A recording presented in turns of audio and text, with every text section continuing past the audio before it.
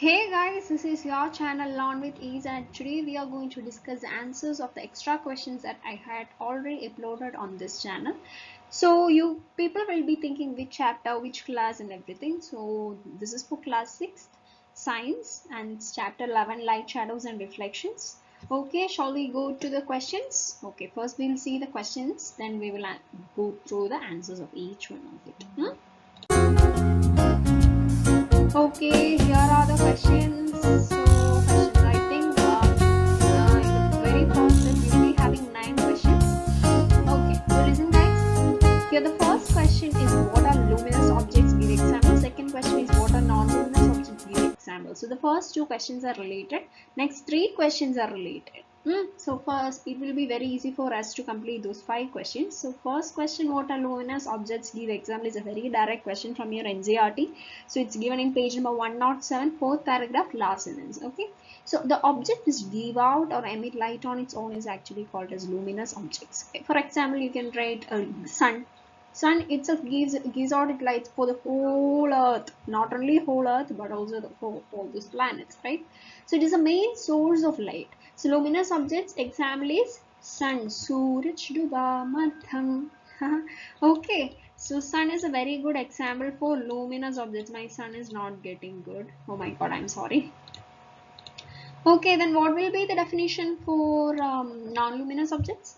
Just the opposite for what you had written for luminous objects. That is what?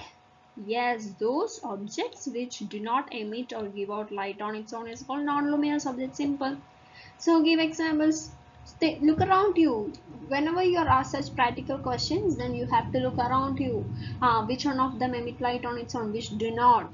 So non-luminous objects, you can write the examples, right? Wood, furnitures. Does they emit light on its own? No, woody furnitures doesn't emit light on its own. You can write the answers like that. Next three questions are very important because you may be asked to write the difference of all these. So if you're asked to write the difference in a in a single question, like differentiate between transparent, translucent, opaque objects, then you have to write the definition first, then you have to give all the examples. Clear? Okay, so transparent objects, it is also a direct question. So transparent objects are those objects which allow light to pass through it completely. That completely what is very important, because when you write the definition for translucent object, you have to replace the word completely using partially. So that is transparent, translucent. Opaque object means which do not allow the light to pass through it. Okay. So transparent objects are those objects which allow light to pass through it. For example, glass. Then translucent objects are those objects which allow light to pass through it partially, so that we can see only we will be able to see only the things partially. Okay, example is a paper with oily paper. When you actually look through the oily paper, the very next side, that means the image near eye would be not very clear as you see using a transparent, because in transparent it will be very clear, but translucent it won't be that much clear. Okay, next is opaque objects that does not allow light to even pass through them, which means what? Yes, you won't be able to see what will be on the other side when you take a opaque object. For example, take a wood piece. Look through the wood piece. Will you be able to see anything which is which is at the opposite side of the wood piece? No, you won't be. But when you take a glass, you will be able to see what will be there on the next side. Translucent, if you take any translucent object like oily paper, then you will be able to see what? Yes, the thing on the next side in a very partial manner. Clear? So that is transparent, translucent and opaque object. Clear? Okay. Next we are moving to the sixth question. What are shadows? Have you ever played with shadows? Okay, now we'll be discussing what is shadow. Okay. So, okay, my dear children, so we'll be discussing about shadows. So, when do you people actually see shadows? It is when you won't have any electricity at your home and you actually lit up a candle, then you put your hands like in any shape in front of the candle, then you will be seeing the image of it on the wall or anything which is present there, right? So this is the way you actually produce what shadows. So how can you define shadow? Shadow is actually a space where light from a light source is actually blocked by a opaque object. We already know what is an opaque object. So when actually a light will be coming out of the light source. For example, here the candle is actually acting as a light source. So the light from actually from where, yes, the candle would be coming out. So this light which comes out from the candle is actually blocked by your hands, which actually is a opaque object. Clear? So the light coming out from the light source called candle here is blocked by the opaque object hands here. Clear? Okay, this is how the shadows are formed. It is actually when you block the light's path using any opaque object. So this is actually when if you're asked to write what are shadows, then you have to write like this. Now how shadows are formed is also you can write the same answer for the question if asked like this. What? Yes, how shadows are formed. If such a question is asked, you can write the same answer. If all the light is blocked by an object, for example, or if all the light, there is no light present, there is no light seen for at the place of the image, then you cannot say that shadow is formed. That is not a shadow, but partially, if there is any blockage for the path of light, then that is shadow. Clear? Okay, the next question is very important. Actually, this chapter is very simple. You only have certain things you have to know down. So next is actually an activity based question. Explain with the help of a diagram working of pinhole camera. So for that, I actually has to explain what is this. Okay, so let me just explain it for you. So what is pinhole camera? Actually, I think the image is given in your textbook. Yes, the sliding pinhole camera. The picture of pinhole camera is given in your textbook, page number 110. So please go through it. Okay, as you people know, that is from the figure itself, from the diagram itself. It is like pinhole camera. Actually, it is like a box. Hmm? It is like this, a box. So it is a simple camera, very simple camera, which is in the shape of a box. But we know that for every camera there will be lens. According to the lens only, the different cameras are like DSLR, Canon, like cameras are there, right? Okay, so this pinhole camera is a special type of camera where there is no lens. So there is no lens present in a pinhole camera, and it is in the shape of a box. Clear? So the pinhole camera, it will be having a small hole on the one side through which you have to look, and on the very next side you will be watching the image. So one of the sides, it will be having a small hole. When you look through the small hole, whatever you have to see, it will be shown. That means whatever, which image you have to see, that image, actually inverted image, would be shown here. If a person is standing like this, a person is standing like this is his hands, this is his legs, then the image you will be seeing is like this. It will be his legs, it will be his hands.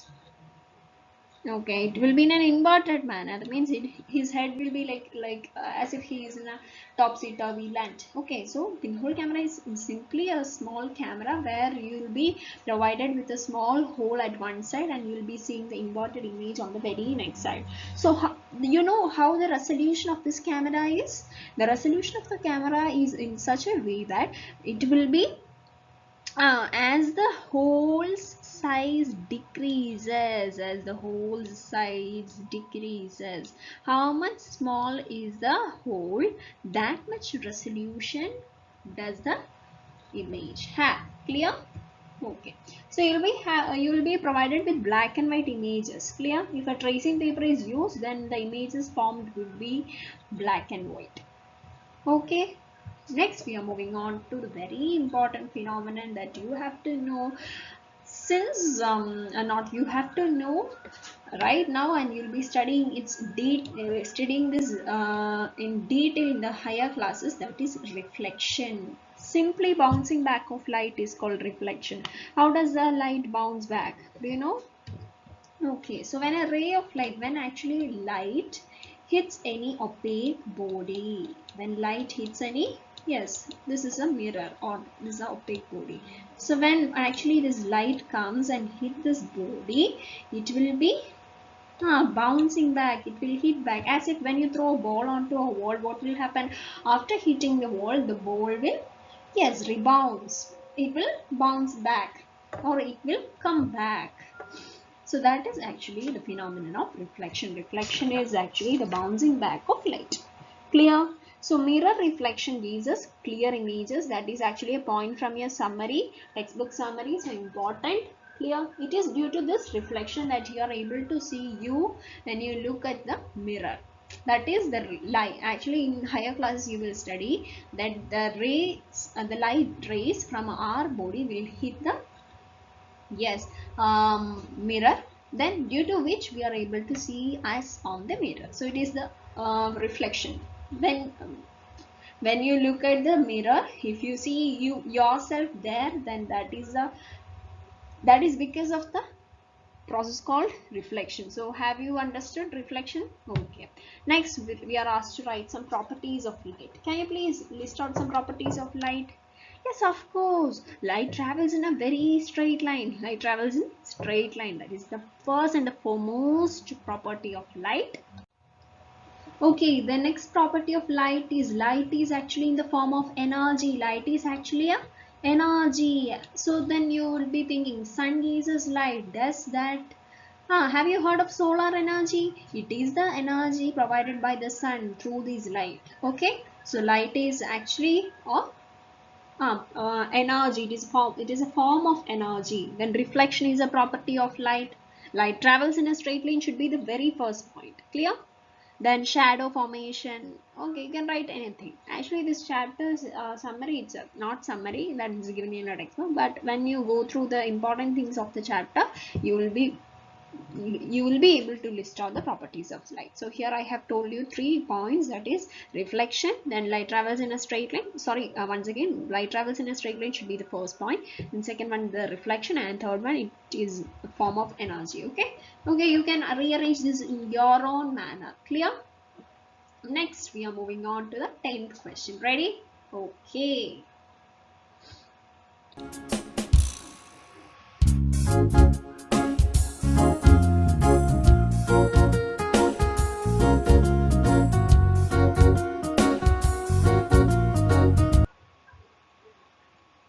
Okay, so next 6 questions are on the screen right now. So you're asked which type of reflection gives clear images. Actually, this is a very direct not multiple choice. It can be asked as a multiple choice as well as fill in the blanks question, like, okay. One word. It is actually one word. So which type of reflection? You're asked type of reflection. There are different types of reflection, but you will study all those in your higher classes. Here it is a direct sentence taken from the summary of this chapter. So page number 113. Those who want to go through the textbook, please go through the summary of the respective chapter. Page number 130 in the summary, I think third last one. The third one before the last one, that is mirror reflection gives us clear images. Okay, clear images, mirror reflection. That means whenever you go and stand in front of a mirror, you will be seeing what exactly you are. Mirror gives a true image, which means it gives a clear image, right? So the type of reflection is mirror reflection. Next is write an activity to show the phenomenon of reflection of light. That is also a direct question. That is activity number 7. Clear? So activity number 7. 7. So reflection of light in the very yeah, in the activity 7, you're asked to do it with your friends. Like you have to stand actually in the form of a triangle or something. So one should actually what he have to do, he should use use a torch or something, any luminous object through which light is able to come up. That is torch. Recommended is the torch. Then one should actually hold which one? Hold the mirror on the hand. So the one who is actually using the torch should switch on the torch, and so that the light should hit the mirror, and after reflection the image is formed on the another one's body. Clear? So that is, you go through the activity, no need to explain at all because it's very direct questions. Okay, next question. Next question is an activity. Write an activity show the rectilinear propagation and reflection of light. Actually, you don't have to write the answer for the second given sentence, that is reflection, because already we have written the activity here in the previous question. So for the rectilinear propagation, just turn the page number 111, activity 6, that we are asked to take a pipe or any long rubber tube, or you can use the chart paper. Have you heard of chart paper? Okay, so this, what you have to do is to, if you are taking a paper or something, you have to actually fold it as given in your textbook. Then you have to keep a candle so that the light is clearly seen through the whole of the chart or the pipe or something. Then if you bend that, you won't be able to see the light. Clear? So just go through the activity number 6. You will be getting the answer for question number 12. Next, what is rectilinear propagation of light? What is rectilinear propagation of light? It is simply the straight line movement of light. Propagation means spreading. Rectilinear means straight line. Something which is straight line. This is not actually a straight line. Straight line. Okay, I'm not able to draw straight line. Sorry. Okay, anyway, straight line motion, or like straight line is rectilinear. Propagation means spreading. So rectilinear propagation of light means it is actually a property of light through which light travels in a very straight line. Clear? Okay, next one. What are the necessary conditions required for the formation of shadow? Oh my god, what are the necessary conditions? Come on, list out the necessary conditions for the formation of a shadow. Very simple. Yes, actually you need an opaque object, then you need a light source, then you need a wall or something to which, or screen or something to which actually the image formed as a result, that is the shadow, can be seen. Clear? These are the necessary conditions. Now, how does a natural pinhole camera works? Wow. This is actually an interesting question. Natural pinhole camera, how does it work, right? So have you walked under a tree during the noon time or any time, so that you'll be able to see the shadow of the tree. In between that shadow, you will be able to see certain patches of light.